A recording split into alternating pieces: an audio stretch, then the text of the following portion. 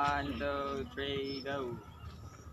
Mahal ko ang ating wika dahil dito ko na ipapahayag ang aking damdamin. Sa wika rin natin, may papakita ang respeto at pagmamahal sa kapwa. Kapag pinapahalagahan natin ang wika, pinapahalagahan natin ang ating kultura. Ang tunay na pagmamahal sa wika ay nagsisimula sa sa do. Uy! I-post lang. Ayun. Ikat na ito ako ah. Ikat lang. Dira ko plus na Tayo dito dito ang mata. kampan. Hindi nga ako ang tunay na pagmamahal sa bayan dahil ito sa wika.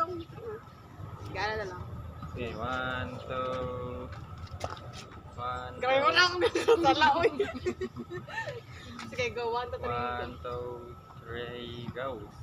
Ang tunay na pagmamahal sa bayan nagsisimula sa pagmamahal sa sariling wika.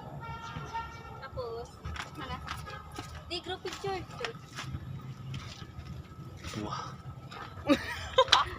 Moro tag. Ora, magkaroon ka kita kamera. Group picture dan ninyo.